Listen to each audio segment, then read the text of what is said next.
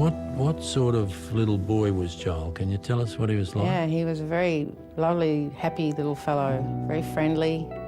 Anyone that met him loved him, and he loved his big sister. He loved the water, but he didn't know how to swim. He hadn't learned how to swim. Joel was with his sister and his father around the dam on the family property. His father was drilling some holes, post holes, and had the generator going, so didn't hear the call when Kate, Joel's sister, called out to him that she couldn't see him anymore. And he drowned. How old was Joel and how old was Kate? She was 2 weeks off being 5, and he hadn't long turned 3. Were they good mates? Yeah, very good mates. How has it affected Kate? Well, she's always missed him. She still misses him. She's nearly 24 and he would have been 22 last month. I think she went through a stage of feeling like she was to blame and she should have saved him. But we got her some counselling quite early on in primary school, and she could draw some pictures and she wrote some poems, and I think that helped her. And she carries on as you have to. Kate, as a child, said, "Mummy's in 3 places. He's in the ground, he's in my heart, and he's in the sky," which was, I mean, the things that she could say, come out with when she was little were just amazing. But that harshness of never having them to hold again is just horrendous. It's just not something you want to ever have to do. How do you cope with things like this, truly, Hilary? How can you? Well, it's pretty much you sink or you swim. And the cliches, which you don't want to hear for a long time after, especially life goes on, is so true.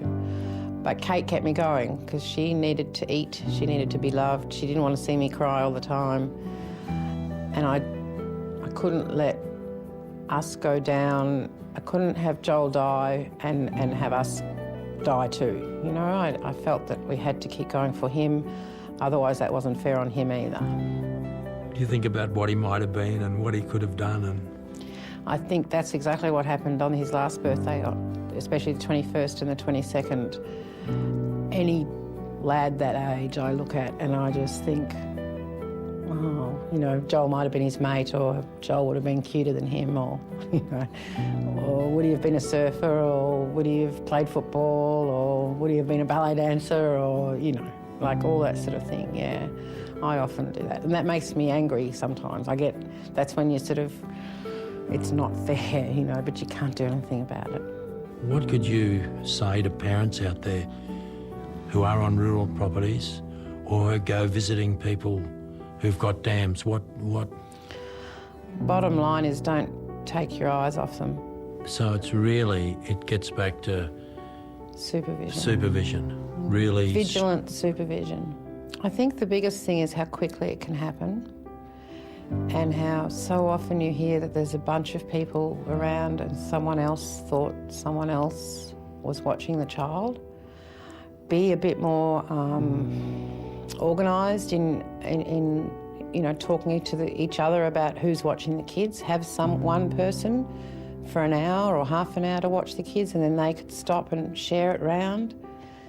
And don't leave kids under 16 in charge of children, because that's not fair on other kids. I think people just have to have that moment longer of thinking about what they do before they do it when they're around little people. Because answering phones or answering a knock on the door, you hear people say that, I was just answering the phone, or I was just not answering. Don't do it. Think about where the kids are before you answer that phone or before you open that door. I would hate to see anyone go through the anguish that you've gone through and have the memories that you've got of Joel as a little baby, a toddler, and then a happy 3-year-old and then gone.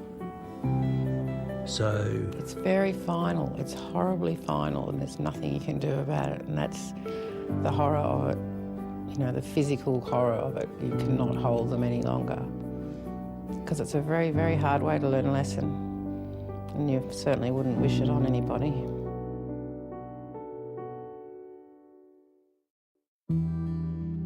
Got home at around 5-ish. Ariel was hankering for her tea. Around about 5:30, John walks in the door, and as soon as she heard the keys in the door, Ariel was starting to really acknowledge John, and I picked Ariel up at that time to take her in the bath, and I'll get the bath organised for her.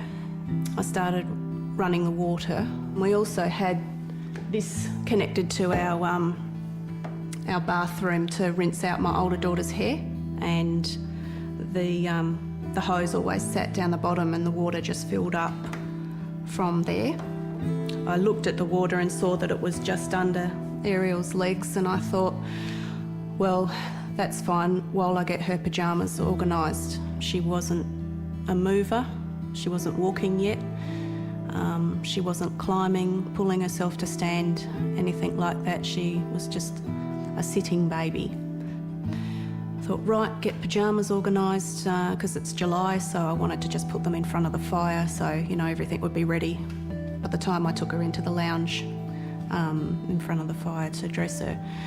I could hear Ariel singing away to herself, could hear plastic toys banging, and I kind of had an ear on her.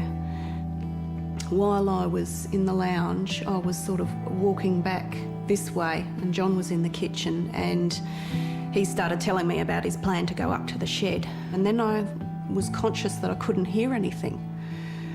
I'm rushing into the bathroom, and the bath was full of water, which I hadn't realised. I hadn't turned the tap on because this was silently just filling. And it was the worst, most possible horrific thing I've ever witnessed. To see Ariel floating, she was on her back. A little bit more time passed and they pronounced her dead, that they couldn't do anything. And, you know, John and I just took her like she was wrapped up, took her into the bedroom, and we just held her and